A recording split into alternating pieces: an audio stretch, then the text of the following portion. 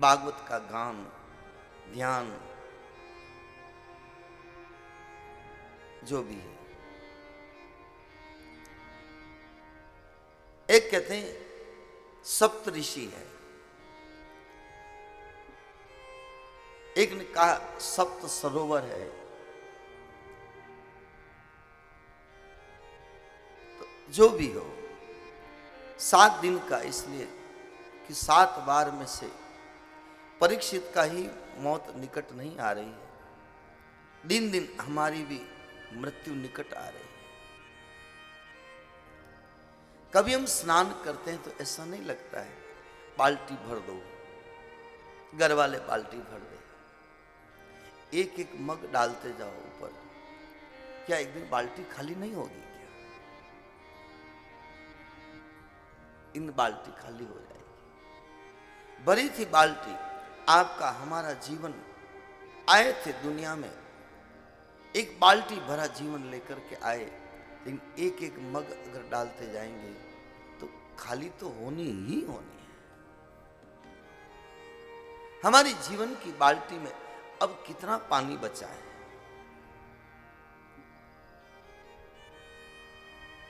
अंजलि में कोई भी आचार्य संकल्प जब कराते हैं तो जल देते हैं, और वो आप लेकर के देखना, हाथ में जल, वो बूंद बूंद टपक जाता है। और आचार्य जी मंत्र बोले जब तक, तो वो अंजलि में पानी तो रहता ही नहीं है, पुष्प बचता है। देख लेना आप, जीवन इसी तरह बूंद बूंद जा रहा है, जा रहा है, जा रहा है। भागवत चेतावनी का ग्रंथ है, सावधान करने वाला ग्रंथ है, मरण सुधारने वाला ग्रंथ है, मुक्ति दिलाने वाला ग्रंथ है। रामायण जीवन की कला सिखाने वाला ग्रंथ है। मरण सुधारना है तो भागवत ही सुधार सकती है। तो दिन दिन जा रहे हैं, जा रहे हैं, जा रहे हैं। इस सावधानी हम कब इसमें जागेंगे, कब जागेंगे?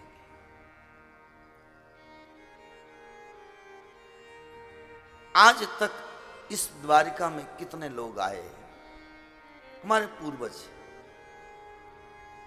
कितने आए?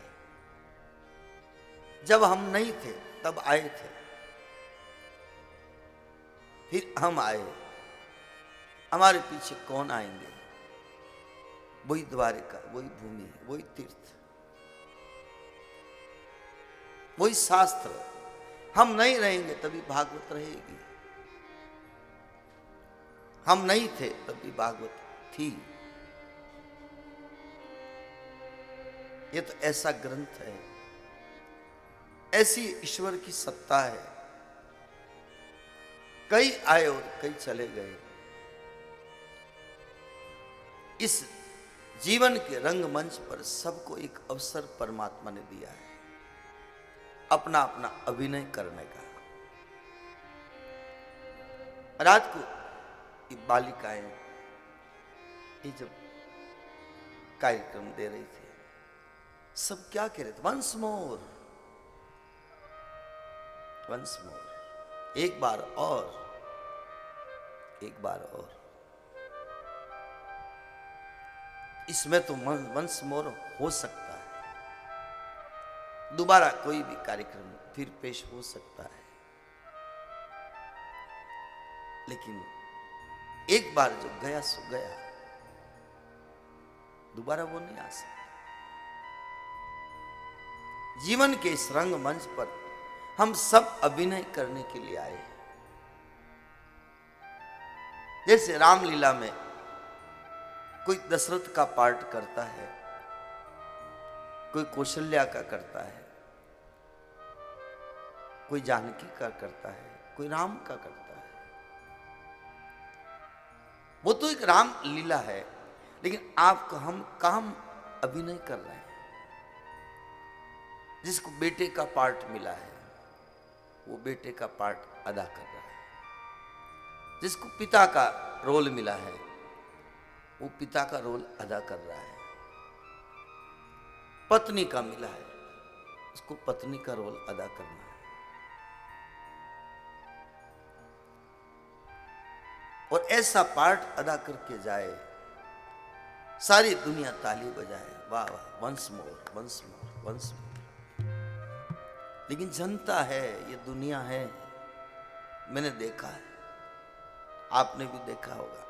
अच्छा कोई करे सब कहते हैं वंस मोर, लेकिन कभी कभी स्टेज के ऊपर ऐसे भी लोग आ जाते हैं जो सबको बोर करते हैं, तब भी जनता है तालियां बजा देती है।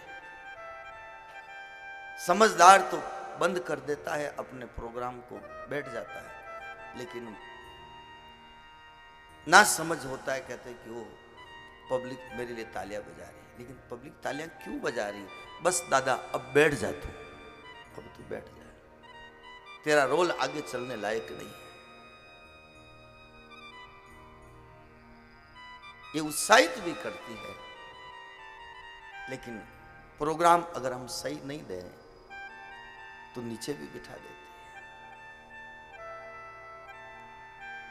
मैंने सुना कभी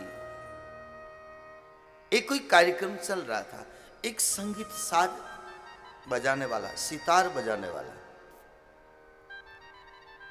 कोई पहचान वाला था आयोजक प्रायोजक में, कहा कि इतनी बड़ी महफिल है, 3 मिनट मेरे को भी दो। आयोजक ने कहा कि बड़ा टाइट शेड्यूल है, इसमें हम आपको समय नहीं दे सकते। लेकिन पहचान वाला था, उसने जबरदस्ती की, कुछ दो, 3 मिनट ही दो मेरे को, दो दो दो, मैं बहुत अच्छा संगीत पेश करूंगा, बहुत अच्छा मेरे प्रोग्राम में पेश करूंगा। और वो पेश करने के लिए जब आता है स्टेज के ऊपर, चलो 3 मिनट हम आपको देते हैं, इतने कम समय में। और जब स्टेज पर आया और वो सितार को मिलाता रह गया, तुन तुन तुन तुन मिलाता रह गया, और मिलाने मिलाने में 3 मिनट पूरे हो गए। गा ही नहीं पाया, गा ही नहीं पाया, और उसी समय स्टेज से उतार दिया। वो कहने लगा 1 मिनट दे दो, कि बस अब कुछ नहीं, अब कुछ नहीं, अब कुछ नहीं। ये तो समझाने के लिए है, बाकी इस जीवन के रंगमंच के ऊपर मनुष्य को 3 मिनट ही मिला है। 1 मिनट बचपना, 1 मिनट जवानी, 1 मिनट बुढ़ापा, इसमें अगर हमने कुछ नहीं किया, जैसे कोई संगीतकार साज मिलाने में टाइम पूरा कर देता है,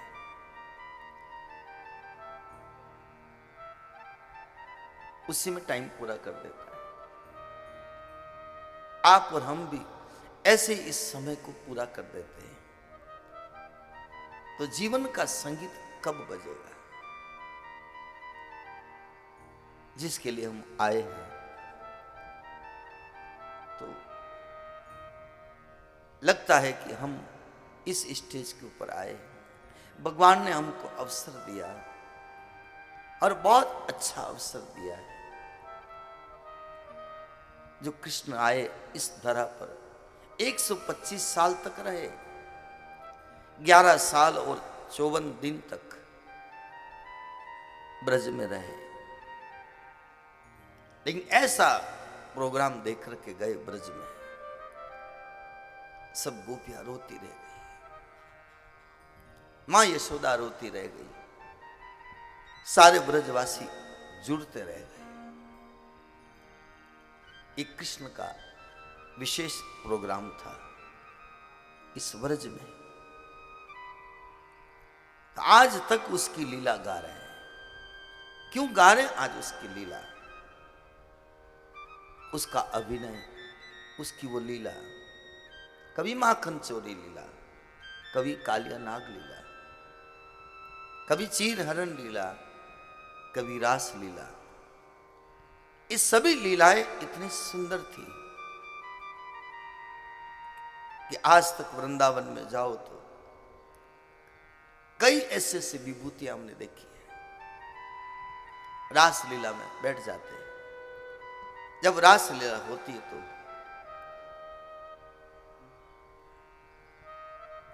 कई संतों की आंखों में आंसू देखते हैं, अश्रुपात होते हैं, और कई लोग, हम संसारी लोग एक ऊपर की दृष्टि से देखते हैं, चलो भाई रासलीला हो रही, चलो भाई रासलीला हो रही। गांव में हो तो कहते चलो भाई रामलीला हो रही, चलो भाई रामलीला हो रही। लेकिन संत लोग इन लीलाओं की गहराई में उतरते हैं, हम लोग ऊपर ऊपर से देखते हैं।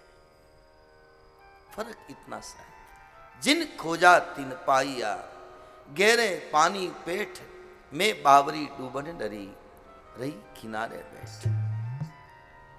हम किनारे से क्या पाएंगे?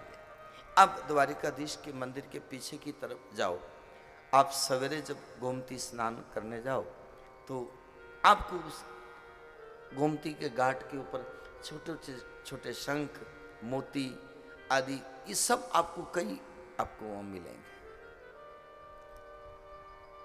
वो कहेगा कितने का? 5 रुपए का, 10 रुपए का, 25 रुपए का। अरे इतना महंगा? तो वो क्या कहेगा? ये समुद्र पड़ा, डुबकी लगा के ले आओ, हम लाए, तुम भी ले आओ। अब भेंट द्वारका जाओ, कितनी चीजें मिलती है वहां। कहां से आई? समुद्र में से। और ऊपर से देखो, कोई शंख नजर आवे, कोई मोती नजर आवे? कुछ नहीं दिखता। लेकिन गहराई में जाओ तो सब मोती है, सब है। इसलिए कवियों ने ठीक कहा, उतरा सागर में जो उसको मोती मिले, उतरा सागर में जो उसको मोती मिले, खोज की जिसने मेरी मुझे पा गया, खोज की जिसने मेरी मुझे पा गया। नुक्ता ची शंकावादी को मैं ना मिला, नुक्ता ची शंकावादी को मैं ना मिला, बिलनी का मुझे भोलापन भा गया, बिलनी का मुझे भोलापन भा गया। उतरा सागर में जो उसको मोती मिले, उतरा सागर में जो उसको मोती मिले। प्रभु का चरित्र अपार है। कहा? रघुपति के चरित्र अपारा। जैसे समुद्र के आगे छोर नजर नहीं आता, अपार है, जहां तक दृष्टि जाए किनारा नहीं दिखता।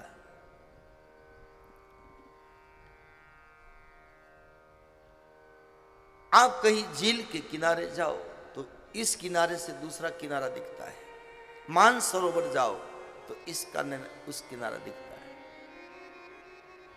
सरोवर में किनारा नहीं दिखता, समुद्र में। सागर अपार है। और ये तुलसीदास जी ने लिखा है, कहा रघुपति के चरित्र अपारा, कहा मति मोरी निरत संसार, हरि अनंत अनंत अनंत। जहां तक दृष्टि पहुंचे इसकी लीला, इसका नाम सब अनंत है। और इसलिए हमारे यहां एक चतुर्दशी का नाम है अनंत चतुर्दशी।